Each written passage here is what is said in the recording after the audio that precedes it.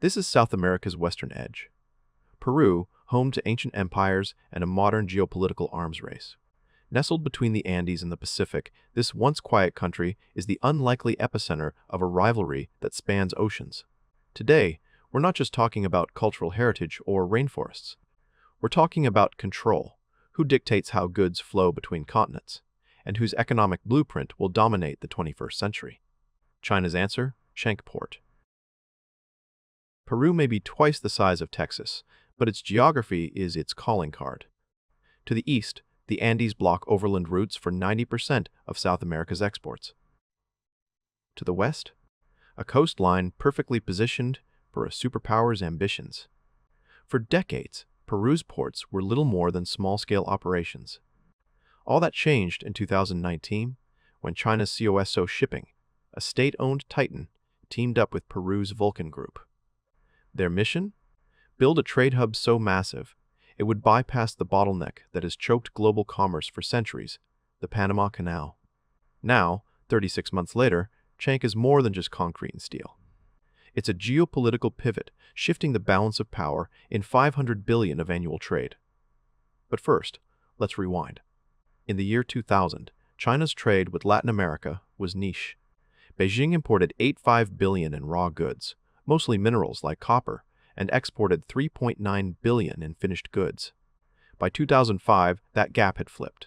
China was selling $21 billion in products to Brazil, Chile, and Peru, while taking home $16 billion in lithium and soybeans.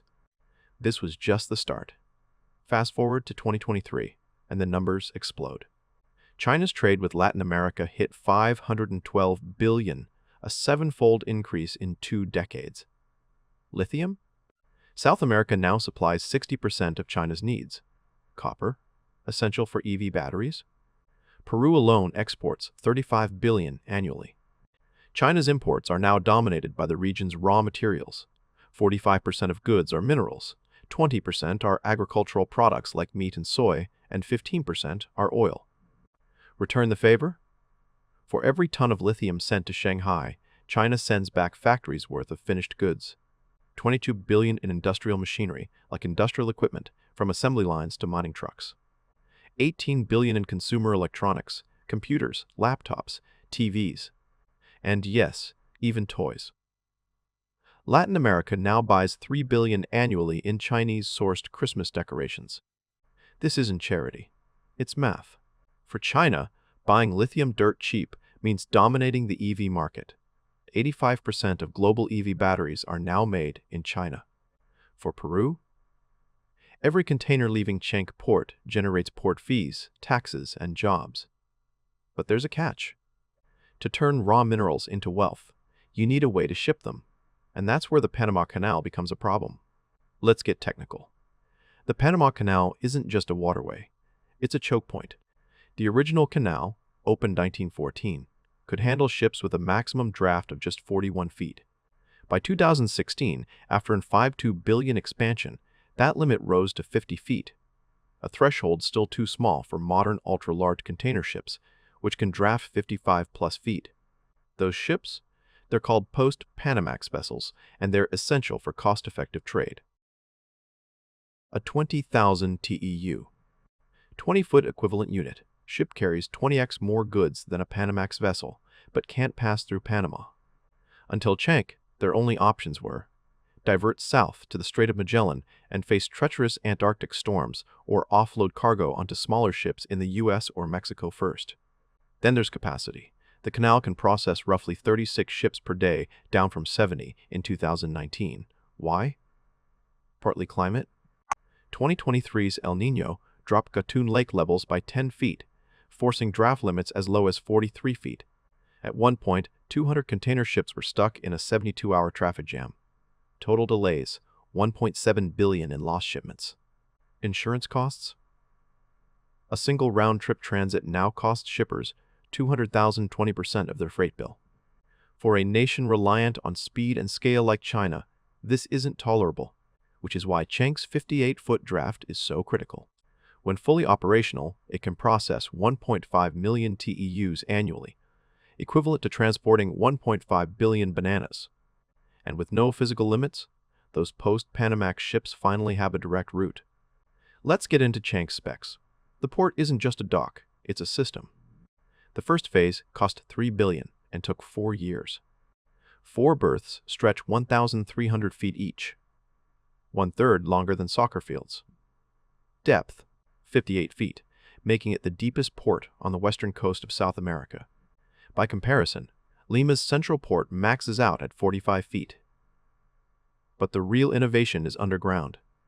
A mile-long tunnel, carved through solid rock, connects the port to Peru's Pan-American Highway. Why? To eliminate wait times. Cargo from ships moves directly into trucks. No need for hours of transit delays. The tunnel's 3 traffic lanes and cargo conveyors can process 40,000 tons daily, avoiding 1,000-mile detours inland. Construction was brutal. Millions of tons of sand were sucked from the ocean floor, a process that flattened coral reefs and stirred toxic sediment. To stabilize the coast, engineers built a 600-foot breakwater using 600,000 tons of concrete and acapodes, giant concrete blocks that dissipate waves like ocean-bound armadillos. Early results? In December 2023, Chank handled its first export shipment, 20,000 tons of blueberries, grapes, and avocados to Shanghai. Delivery time? 23 days. A record-shattering Panama-bound routes, which took 38 days. 3 months later, a Chinese-produced Tesla Model 3 variant arrived in Lima for a waiting audience of 500 buyers. And the port's still expanding. Phase 2 will double its capacity by 2027. This is geopolitics. Let's break it down. The port sits 1,500 miles from Houston and Miami, close enough to reorient trade routes. A container ship from Shanghai to Sao Paulo, Brazil, now saves 550 miles versus going through Panama. For the U.S., this means less influence over its backyard. Worse for the U.S., Chank could also support Chinese naval assets. Sure, it's designed for commercial cargo now. But 58-foot drafts? That's enough for a frigate or missile destroyer. Potentially, Beijing could stage ships closer than ever to Central America. In 2025, a leaked Pentagon memo warned of Chank serving as a logistics hub for non-kinetic operations, a euphemism for surveillance or aid to sympathetic governments. Then there's the economic angle. Peru's economy has already seen a ripple effect. Local hires now work in logistics, engineering, and construction. But critics say it's a false promise. 80% of the project's workers are Chinese. Environmentalists? They point to dead marine life from dredging and poisoned beaches. And this is just the start. COSO is already scouting sister projects, a $2.3 billion rail link to Bolivia's lithium mines, and a proposed airport near Chank's terminals. This isn't a port. It's a gateway to a new Chinese economic sphere. Every revolution has casualties. Chank's construction triggered a 40% drop in fish populations in nearby bays. For Peru's artisanal fishing communities, this isn't abstract. One town near Chank, Pucusana, saw its annual catch fall from 10,000 tons in 2009 to just 4,000 tons in 2024. Local leaders say their children may never rely on fishing as a livelihood. Environmental NGOs have raised alarms. The dredging, they argue, has uprooted seagrass beds that once hosted sea turtles and manatees, toxic sediment clouds, seawater, suffocating corals. And the breakwaters? They're altering currents so much that 3 beaches upstream have eroded entirely. Peru's government disputes these claims. Environment Minister Juan Ferrufino stated in July 2024 that ecological safeguards were met. But locals aren't buying it.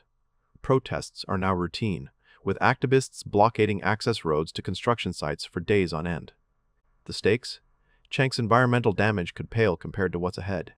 If lithium exports to China ramp up as planned, mining projects in the Andes could strip mountains to feed EV factories.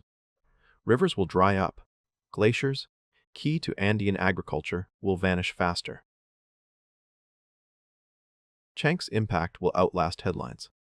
Global trade patterns are already shifting. 15% of South America's container exports now transit through Chank. By 2030, that might hit 30%. For China, this reduces shipping costs by 7,100 per container, enough to undercut European or US competitors. The symbolism? Equally potent. In 1527, Spanish conquistadors used ports to pillage the Inca Empire. Now, a 21st century empire replicates the playbook, control the coasts, dominate the continent. Peru may not be colonized, but its economy now orbits an Asian superpower's needs. And that's only the beginning. As Chiang's shadow grows, so does the US's panic. The Pentagon has allocated $300 million for regional stability operations, a coded term for funding Latin American governments to resist Chinese loans.